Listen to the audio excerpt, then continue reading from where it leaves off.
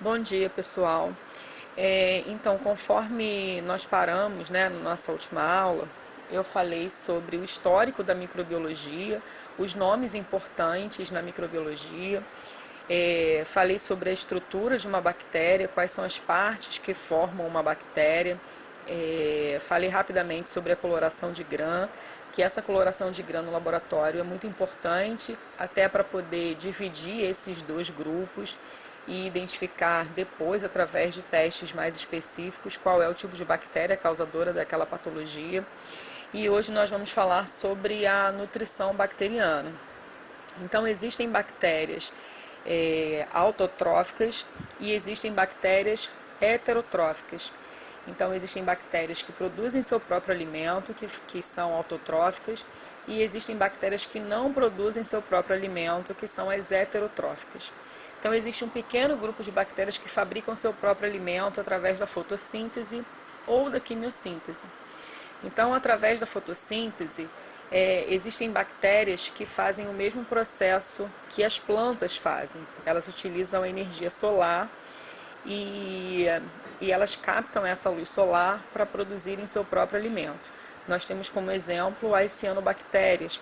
Então, as cianobactérias, elas vivem nos grandes oceanos e elas são a grande responsável pela produção de oxigênio atmosférico. Tá? Então, da mesma forma que acontece com as plantas, que elas produzem o oxigênio da atmosfera, essas cianobactérias ou algas azuis também são responsáveis pela produção de oxigênio atmosférico. Com relação à quimiossíntese, existem bactérias que utilizam energia química e ela é proveniente da oxidação de substâncias inorgânicas, como o ferro e o nitrogênio, por exemplo. Então, essas bactérias, elas vivem nas raízes de leguminosas e fazem essa conversão, tá? Já as bactérias heterotróficas, que é a maioria delas, elas não fabricam seu próprio alimento e por isso elas precisam se alimentar de outros seres vivos ou de restos da matéria orgânica. Então esse grupo se divide em parasitas, comensais e saprófitas ou decompositoras. As bactérias parasitas são aquelas que penetram no organismo e se desenvolvem dentro dele e são responsáveis pelas infecções. Então, essas bactérias, elas causam as doenças. Então, elas entram no nosso corpo, elas utilizam da nossa temperatura, elas utilizam dos nutrientes que o nosso corpo oferece para elas e elas acabam nos causando prejuízos, que elas causam as doenças. As bactérias comensais, geralmente, elas não causam doenças. Elas vivem nas partes externas do corpo, na pele, nariz, garganta, boca, intestino, e só causam doenças quando elas saem do seu local natural e partem para outras regiões, como o exemplo da infecção urinária. Existem bactérias que vivem no intestino e elas devem ficar lá. A partir do momento que elas saem do intestino e migram em direção a uretra, atingindo o sistema urinário, ela vai causar a infecção urinária. Já os saprófitos ou decompositores, eles não se desenvolvem no organismo vivo e eles se alimentam da matéria orgânica morta. Então, a maioria das bactérias saprófitas, elas são inofensivas para o homem, mas algumas delas podem ser prejudiciais pelas toxinas que elas liberam. Elas possuem um importante papel no meio ambiente, porque elas atuam na reciclagem dos nutrientes. Então, quando você joga cascas de legumes numa horta, por exemplo, você está fazendo com que as bactérias presentes no solo, elas peguem esse material, essa matéria orgânica e façam a sua decomposição. E assim elas devolvem os nutrientes para o solo. Não só as bactérias, mas existem fungos que são decompositores, que fazem esse papel também. Quando você passa por algum animal morto, elas liberam um odor desagradável. E esse odor desagradável é justamente pela decomposição da matéria orgânica. Então, elas são importantes para o meio ambiente porque elas devolvem para o solo os nutrientes.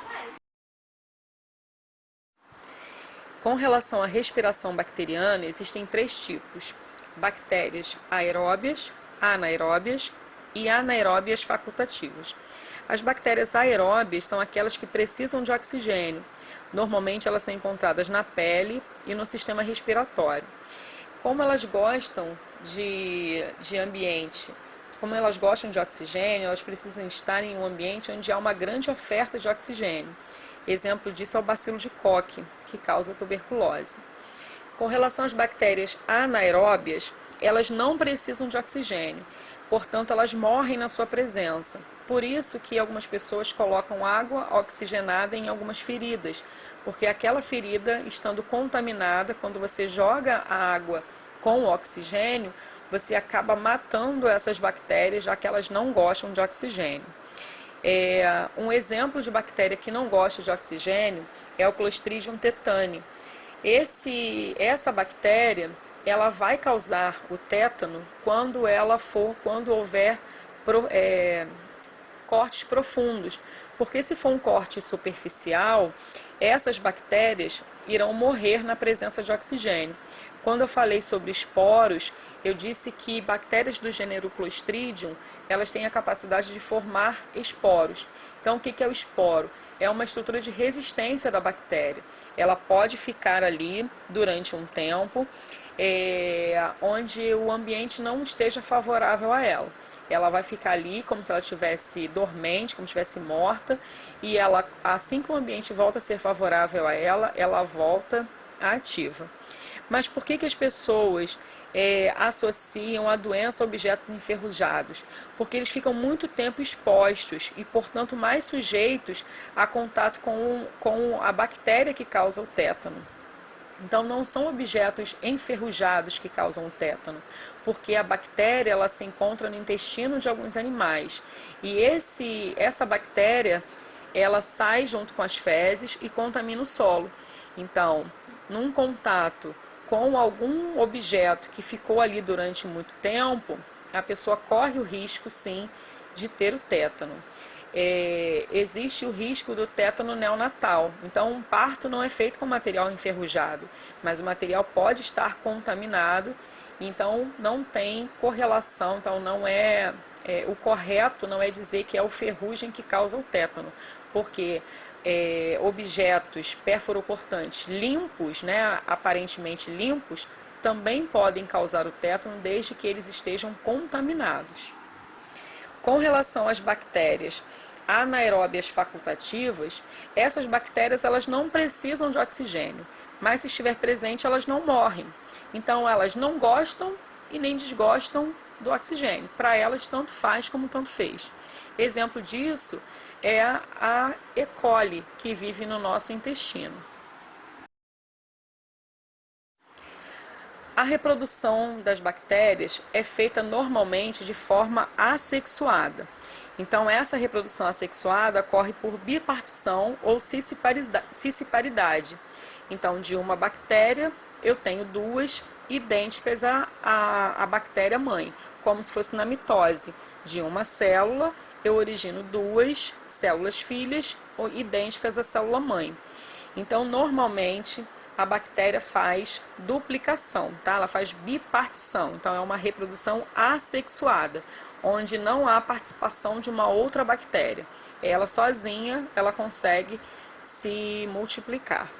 Então, nessa situação, vai ocorrer a duplicação do DNA bacteriano e uma posterior divisão em duas células, assim como acontece nas nossas células.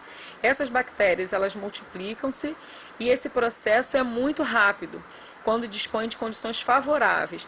Então, em aproximadamente 20 minutos, nós temos muitas bactérias, porque elas vão duplicar o seu material genético, vão se dividir rapidamente e assim as bactérias vão aumentando em quantidade.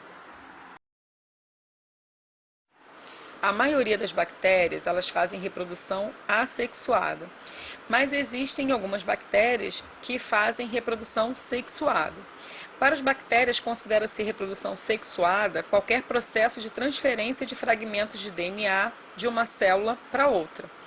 Então, eu não preciso de uma bactéria macho e uma bactéria fêmea, como em animais. Apenas a transferência de um pedaço de DNA de uma bactéria para outra, já vai haver incorporação de um material genético diferente e vai haver uma recombinação genética ali. Então, depois de transferido, o DNA da bactéria doadora se recombina com o da receptora, produzindo cromossomos com novas misturas de genes. Esses cromossomos recombinados serão transmitidos às células filhas quando a bactéria se dividir. Aí é que acontece a resistência a antibióticos, porque a indústria farmacêutica, quando ela começa a produzir seus antibióticos, elas sabem como que é a bactéria para que ela possa produzir algo que seja eficaz contra aquela bactéria. Quando existem bactérias se recombinando, modificando o seu material genético, surge uma bactéria diferente no mercado. Então, essas bactérias se tornam resistentes a alguns tipos de antibióticos. Essa divisão, né, essas células, essas bactérias que se recombinaram, né, elas vão fazer essa reprodução sexuada da seguinte forma. Existem 3 formas: conjugação, transdução e... Vocês estão vendo aí 3 esqueminhas de reprodução sexuada: conjugação bacteriana, transdução bacteriana e transformação bacteriana. Na conjugação bacteriana, pedaços de DNA passam diretamente de uma bactéria doadora, que a gente pode chamar de macho, para uma bactéria receptora, que a gente pode chamar de fêmea. Isso acontece através do pile. Então, o pile é como se fosse um fiapinho de cabelo, onde a bactéria macho, aquela doadora, ela possui esse pile em sua superfície, vai transferir o seu material genético para a bactéria receptora, e esse fragmento de DNA transferido se recombina com o cromossomo da bactéria receptora, produzindo novas misturas genéticas. E estas serão transmitidas às células filhas na próxima divisão celular. Então, quando ela fizer uma divisão celular, ela fizer uma reprodução assexuada, onde ela mesma vai se dividir, ela vai passar esse material genético para as suas células filhas. Na transformação bacteriana, a bactéria absorve moléculas de DNA dispersas no meio e são incorporados ao seu material genético. Então, vocês estão vendo aí um esqueminha, né, de fragmentos de DNA dispersos no meio. Esse fragmento de DNA, ele é absorvido, né, e ela vai pegar esses pedaços e vai fazer uma recombinação. Então, elas vão modificar esse material genético, porque elas pegaram esses pedaços de DNA que estavam livres ali no meio. Esse DNA que está circulante lá, que está disposto, ele pode ser proveniente de bactérias mortas. Então, esse processo ocorre espontaneamente. E os cientistas têm utilizado a transformação como uma técnica de engenharia genética para introduzir genes de diferentes espécies em células bacterianas.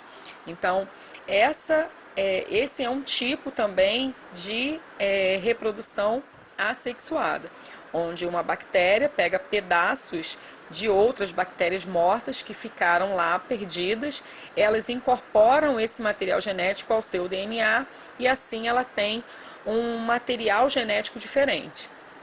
Na transdução bacteriana, moléculas de DNA são transferidas de uma bactéria a outra usando vírus como esses vetores. Então, existem os bacteriófagos. Quando a gente estuda na escola vírus, a gente aprende que é esse bichinho que está aí que parece uma aranha. Isso aí é um desenho de um vírus, mas é um vírus que infecta bactérias, que é chamado de bacteriófago. Estes, ao se montar dentro das bactérias, podem eventualmente incluir pedaços de DNA da bactéria que serviu como hospedeira. Ao infectar outra célula, outra bactéria, o vírus que leva o DNA bacteriano transfere junto com o seu.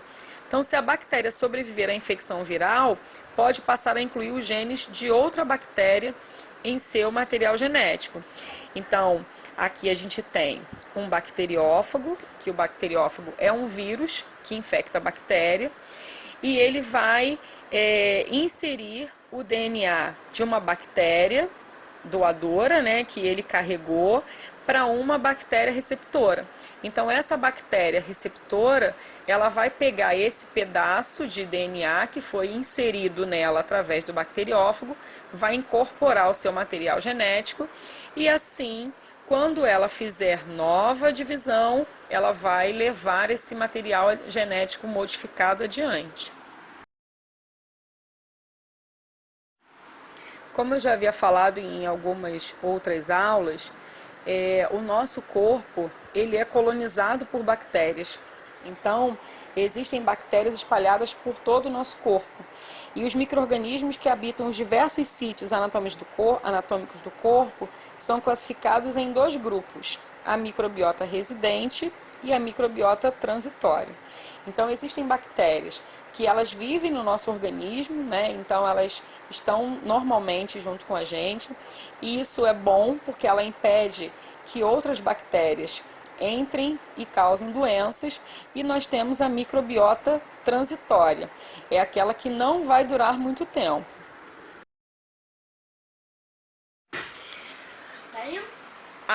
A microbiota residente é aquela que estabelece uma residência mais ou menos permanente. Elas colonizam o nosso organismo, mas elas não produzem, não causam doenças em condições normais. Por que eu digo em condições normais? Porque uma bactéria que normalmente ela não causa doenças em um indivíduo saudável, ela pode passar a causar doenças em indivíduos com a imunidade baixa, por exemplo, ou quando elas estão em locais que não deveriam estar, como eu já dei exemplo da infecção urinária, que é causado por bactérias que vivem no intestino. O problema é quando elas saem do intestino e começam a colonizar a uretra. Aí sim, elas vão para o sistema urinário e causam uma infecção urinária. Então, dependendo da condição a qual o indivíduo é exposto, ela vai ser muito boa. Ela é altamente diversa entre indivíduos.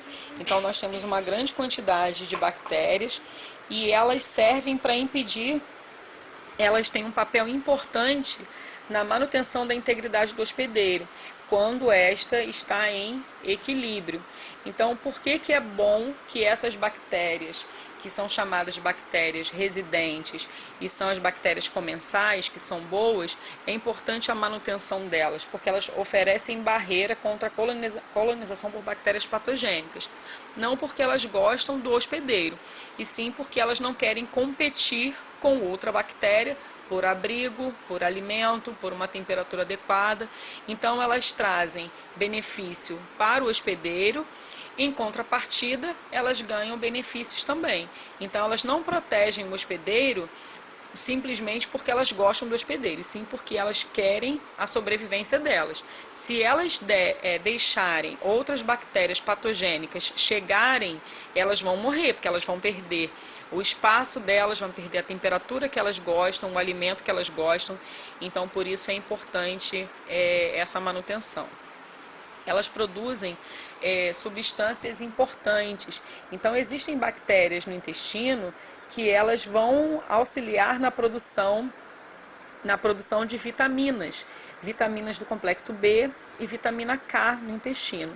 Então, essas bactérias, elas são boas, tanto que existem algumas pessoas que utilizam bactérias através da sua alimentação, como são os lactobacilos, que fazem bem para o intestino. Então, para a regularização do intestino, é importante que essas bactérias estejam lá. E quando a pessoa começa a tomar antibióticos, seja por qualquer situação adversa, por qualquer patologia, esse antibiótico acaba matando bactérias ruins, mas acaba matando também bactérias boas. E isso acaba levando a um prejuízo.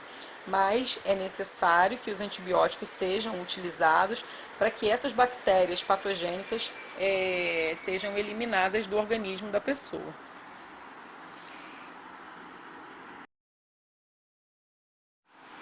A microbiota normal ou anfibiôtica, né, como em alguns livros é chamado, é o que eu já falei sobre a microbiota residente. É definida como um conjunto variado de micro-organismos, normalmente encontrados colonizando uma determinada superfície do organismo, convivendo de maneira harmoniosa com o hospedeiro. Então, o termo anfibiôtica é mais adequado do que normal, porque um micro-organismo que não é patogênico em certas condições pode vir a ser. Eles podem se comportar como patogênicos oportunistas em situações de desequilíbrio ou ao serem introduzidos em sítios estéreis ou não específicos. Então, por que não é normal dizer microbiota normal? Porque essa bactéria que normalmente ela não causa doenças, se ela sair daquele local que ela está e passar a colonizar um outro local, um outro sítio, né, uma outra região, ela pode causar doenças. Então, o mais correto seria microbiota anfibiôtica e não microbiota normal. Já a microbiota transitória, esses micro-organismos, eles podem ou não ser patogênicos. Eles são encontrados em superfícies externas e internas durante algumas horas, dias ou mesmo semanas. Caso ocorra alteração no equilíbrio da microbiota residente, os micro-organismos transitórios podem proliferar-se e produzir doenças. Então, por isso a importância da lavagem das mãos, porque as bactérias estão no ambiente como um todo. Então, cada vez que você mexe em alguma coisa, mesmo que você não veja, você acaba contaminando as suas mãos com bactérias. Então, se você está sempre lavando as mãos, você está removendo essa microbiota, essa bactéria transitória, né, que ela não vai te causar uma doença, mas que ela está ali. Às vezes pode causar e às vezes não uma doença. Então, por isso a importância da lavagem das mãos. Hoje a gente está falando muito sobre a lavagem das mãos por causa do vírus, né? Então, o hábito de lavar as mãos está sendo aprendido por muitos agora, porque é uma coisa que a gente não vê, é uma coisa invisível. Então, se você não vê, é como se não estivesse. A pessoa acha que precisa lavar as mãos somente quando está suja, e nem sempre é assim. Existem bactérias ali, existem vírus, existem fungos que você não vê, mas que eles serão removidos através da lavagem das mãos.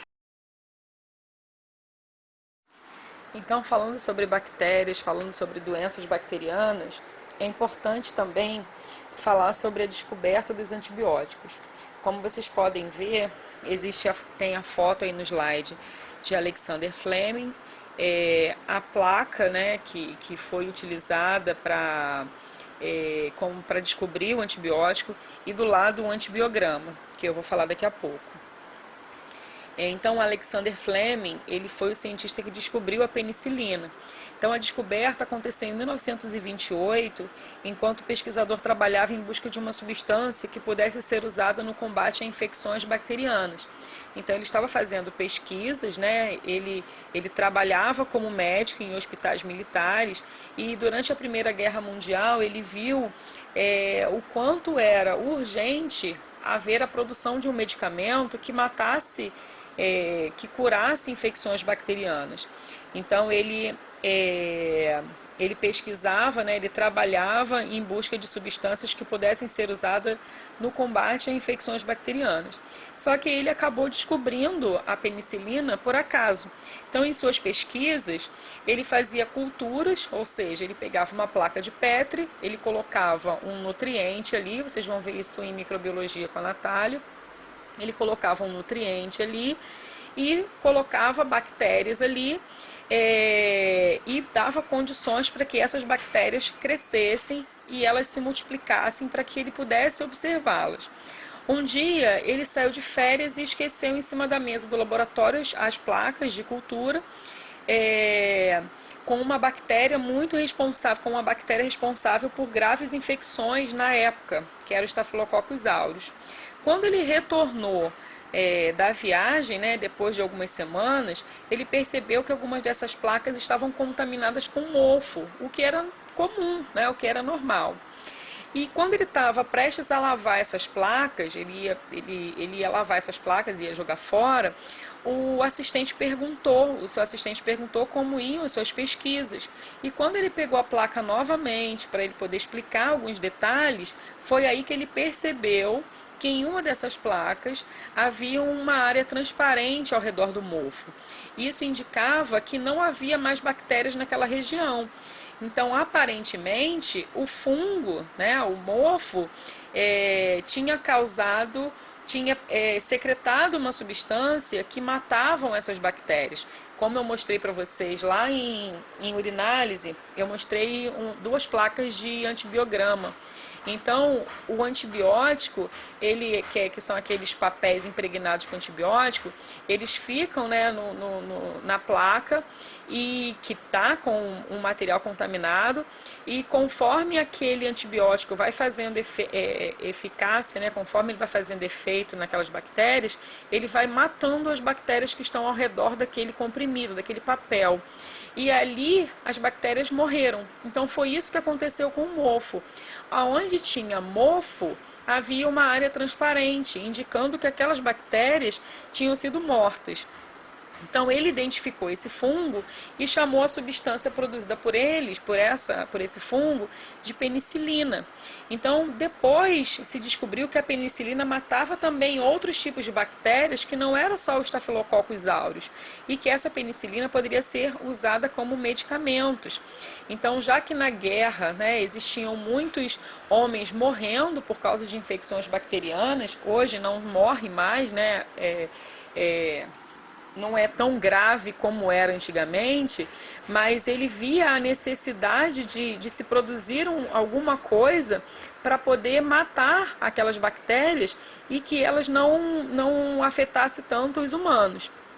Então, o antibiótico foi a penicilina foi o primeiro antibiótico usado com sucesso no tratamento de infecções bacterianas. E a palavra antibiótico, ela vem do grego e significa contra a vida. Então, contra a vida das bactérias.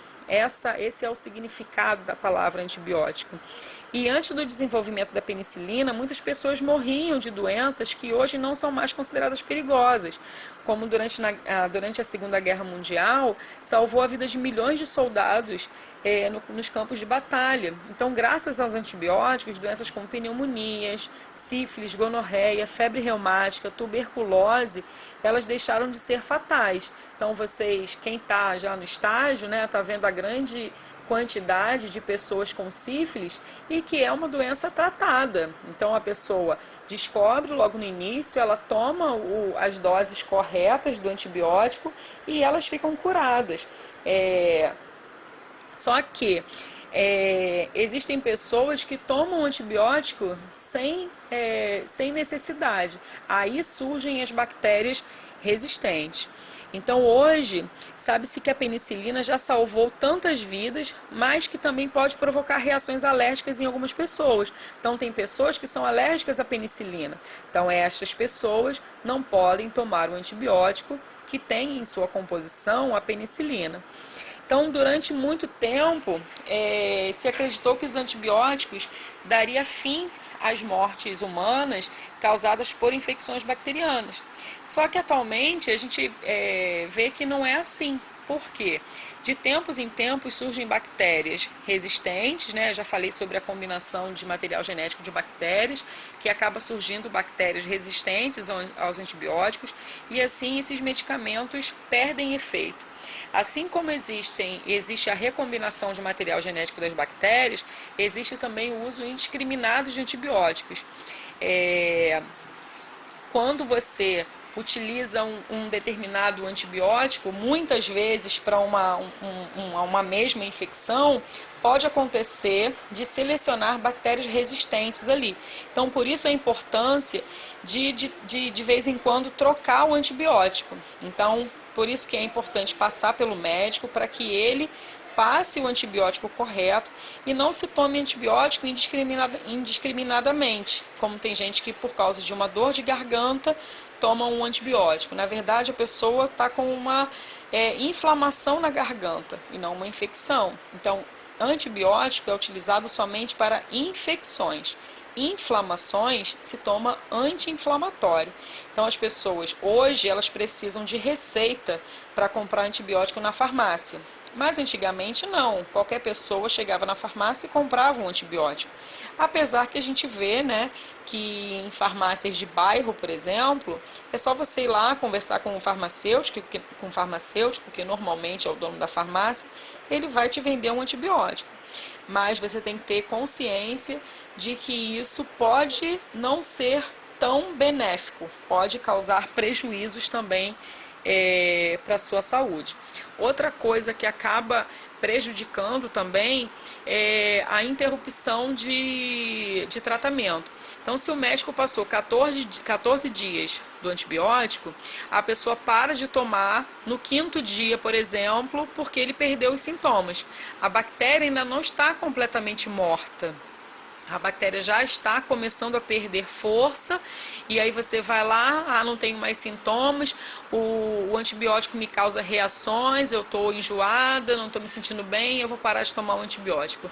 Isso acaba agravando, né, prejudicando o quadro desse paciente. Como eu falei anteriormente, existem bactérias que criam resistência a determinados antibióticos. Então, essas bactérias, ao invés delas morrerem, elas acabam ficando resistentes e continuam a sua multiplicação. Então, isso acontece por recombinação genética, né? Já falei que essas bactérias, quando elas fazem reprodução sexuada, a combinação de material genético, mas também pode ser por uso indiscriminado de antibióticos, como o uso inadequado do tempo que esses antibióticos fariam efeito. Quando o antibiótico atua sobre um grupo de bactérias, as mais sensíveis serão eliminadas, mas um pequeno grupo poderá sobreviver e proliferar, formando assim uma colônia de bactérias resistentes. Para quem está no estágio, né, quem está em estágio em hospital, já deve ter ouvido falar da bactéria KPC, que é a Klebsiella pneumoniae. Essa é uma bactéria super resistente, ela não é combatida com qualquer tipo de antibiótico. Quando o técnico ele precisa entrar em contato com esses pacientes, além dos cuidados normais de luva, do jaleco, ele precisa de cuidados adicionais, como por exemplo touca, um capote, né, que é um jaleco descartável em cima do seu jaleco normal, uso das luvas, que não pode ser dispensado de maneira alguma. Todo esse material, todo esse EPI, quando você acaba de manipular esse paciente, você tem que descartar na hora aquilo ali, porque senão pode haver contaminação para um próximo paciente que você for manipular. Então é uma bactéria super resistente, principalmente em pacientes internados que estão com terapias intravenosas. Então é muito preocupante isso em pacientes internados, até por causa do tratamento, porque existem poucos antibióticos que matam esse tipo de bactéria. O antibiograma nós já falamos lá em urinálise, ele também é conhecido por teste de sensibilidade a antimicrobianos, ou TSA. É um exame capaz de determinar a sensibilidade da bactéria aos antibióticos, podendo indicar ao médico qual antibiótico mais aconselhado para tratar a infecção do paciente. Então, quando se faz um antibiograma, ele é utilizado para identificar qual é o tipo de antibiótico que é eficaz contra um determinado grupo de bactérias. Geralmente esse exame é realizado em conjunto com a cultura de secreções, como por exemplo de sangue na hemocultura ou da urina, e é onde há realmente a identificação do antibiótico eficaz contra aquela bactéria. Então existem bactérias sensíveis e bactérias resistentes. Quando a bactéria é considerada sensível, é porque aquele antibiótico é eficaz. Se ela é resistente, é porque o antibiótico não fará efeito. Para realizar o antibiograma, o médico irá solicitar a coleta do material biológico. Sempre a coleta deve ser feita antes do uso de antibióticos.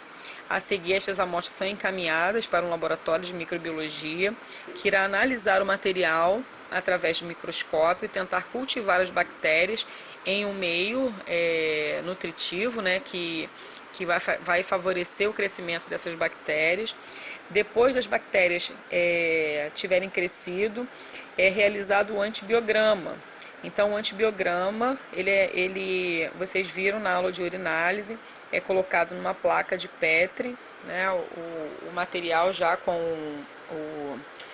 o material do paciente que já tenha crescido, né, as bactérias, coloca-se os discos impregnados com o antibiótico e vai ver a formação de halos. A bactéria E. coli é uma das principais causas de infecção das vias urinárias.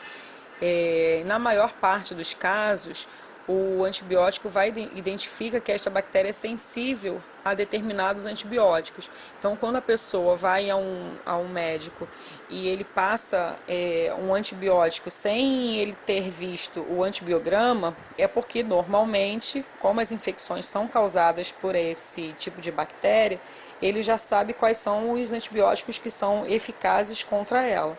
Mas, muitas vezes, pode ser causadas por outros tipos de bactérias ou essas bactérias terem ficado resistentes àquele determinado tipo de antibiótico. Aí a necessidade de se fazer um antibiograma. Por isso, muitas vezes, os médicos não necessitam de resultado para iniciar um tratamento. Então, eles já passam o antibiótico de acordo com o quadro do paciente, mas nem sempre isso é eficaz. O uso de antibióticos que não são adequados, eles podem causar problemas, porque ele vai mascarar a infecção que o paciente está passando e ele não vai tratar a bactéria da forma correta. Então, o correto seria o médico antes passar um antibiograma para ele ver se realmente aquele antibiótico é eficaz ou não contra aquela bactéria. Muitas vezes em hospitais de emergência, normalmente isso não é feito em hospital de emergência, né? Então, no hospital de emergência, o paciente chega com sintomas de infecção urinária, ele vai passar o antibiótico, até porque ele não vai passar cultura em emergência, ele no máximo vai passar o IAS. Identificando a infecção urinária, o médico passa o antibiótico, esse paciente vai para casa. Caso ele persista com os sintomas, ele volta. Quando ele volta, é que o médico vai trocar o antibiótico. Mas o correto seria que o paciente saísse do consultório com o EAS, o pedido do EAS, da cultura e do antibiograma. Porque assim ele identifica qual a bactéria causadora da infecção, ele identifica qual é o antibiótico eficaz contra aquela bactéria. E assim ele minimiza o custo do paciente com a compra de antibiótico desnecessário e também poupa a saúde do paciente, porque ele pode estar tomando um antibiótico que não está sendo eficaz e continuar sem sintomas, e esse paciente ter uma complicação do seu quadro. E aí a foto, né, que vocês viram o antibiograma, né, que um aluno meu levou, e vocês viram que a formação de halos, quanto maior o halo, melhor é o antibiótico contra aquela bactéria. Quanto menor o halo, menor a sua eficácia. Então, na hora de escolher um antibiótico, o médico vai avaliar a sensibilidade daquela bactéria e não a resistência. Se é uma bactéria resistente, ele vai descartar. Se é uma bactéria sensível àquele antibiótico, é aquele antibiótico que ele vai passar para o paciente. E para finalizar a parte de bactérias, eu coloquei aqui algumas doenças bacterianas. Então, a primeira delas é a tuberculose, que é causado pelo bacilo de Koch, né? Ele ataca geralmente os pulmões. O tratamento é feito com antibiótico e as medidas preventivas incluem a vacinação das crianças. Então, a vacina BCG, ela é eficaz, né, contra a tuberculose. Uma outra doença bacteriana é a hanseníase ou a lepra. Ela causa manchas na pele e essas manchas elas ficam indolores, então a pessoa perde a sensibilidade do local da lesão, mas existe tratamento, né, para a hanseníase. Nós temos também o tétano. Eu já falei sobre tétano quando eu falei de esporos, falei de tétano quando eu falei sobre a respiração das bactérias. E então o tétano ele é uma doença causada por bactéria, né, pelo Clostridium tetani. É importante a vacinação, então o que previne o tétano é a vacinação, e quando há um ferimento suspeito é aplicado soro antitetânico. Então eu vou falar depois, quando a gente entrar em imunologia, introdução à imunologia, eu vou falar a diferença sobre vacina e sobre soro. Mas rapidamente aqui, vacina é quando você induz o seu corpo a produzir anticorpos contra um determinado micro-organismo. No caso de um acidente com material perforocortante, não vai ter tempo do seu organismo produzir anticorpos contra o Clostridium tetani, por exemplo. Então você já precisa ter os anticorpos prontos para atacar essa bactéria caso ela tenha entrado no organismo. A leptospirose é causada por uma bactéria chamada Leptospira interrogans, é transmitida pela água, por alimentos e objetos contaminados por urina de rato. Então, por isso que é muito perigoso na época de enchentes andar nas ruas por causa de urina de ratos que contamina essa água. Mas essa urina pode contaminar alimentos também. Então, caso haja suspeita de leptospirose, esse paciente precisa ser internado para receber os cuidados, porque a leptospirose pode matar. A sífilis é uma doença bacteriana. Alguns de vocês já estão em estágio, né, e veem a quantidade de pessoas infectadas. É uma doença sexualmente transmissível, mas também pode ser transmitida verticalmente da mãe para o filho durante a gravidez. Essa doença aparece inicialmente com feridas, com umas bordas endurecidas, normalmente por onde a bactéria entrou, na região genital. Ela leva de 3 a 90 dias para aparecer e ela pode sumir sem que haja tratamento. E aí a pessoa não percebe a presença dessas feridas e ela vai passar para o segundo estágio, que é a sífilis secundária. Na sífilis secundária é onde aparecem manchas na pele, e aí sim a pessoa acaba procurando o atendimento médico e descobre que tem sífilis. Então o exame da sífilis é um exame sorológico, ou seja, a pesquisa de anticorpos, que normalmente vocês fazem ou teste rápido, né, para sífilis, ou VDRL. Esse paciente é diagnosticado, é passado tratamento para que ele faça, ele não pode interromper o tratamento para que não perca a eficácia.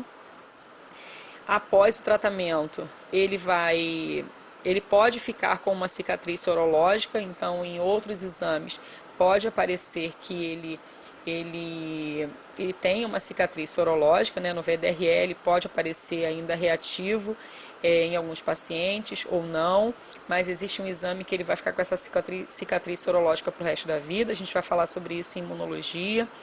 E se esse paciente passou pela sífilis primária, sífilis secundária e não procurou um atendimento médico, a sífilis se agrava porque ela passa para a sífilis terciária, onde afeta órgãos internos, podendo levar à morte se não for tratada adequadamente. A gonorreia também é uma doença sexualmente transmissível, afeta homens e mulheres, é responsável pela produção de uma substância purulenta, né, que sai tanto de mulheres quanto de homens, e ela também pode ser tratada com o uso de antibióticos. E para finalizar as doenças bacterianas, tem a meningite meningocócica. Ela afeta as meninges, que é uma membrana que reveste o cérebro e a medula espinhal. Também pode ser tratada com antibióticos.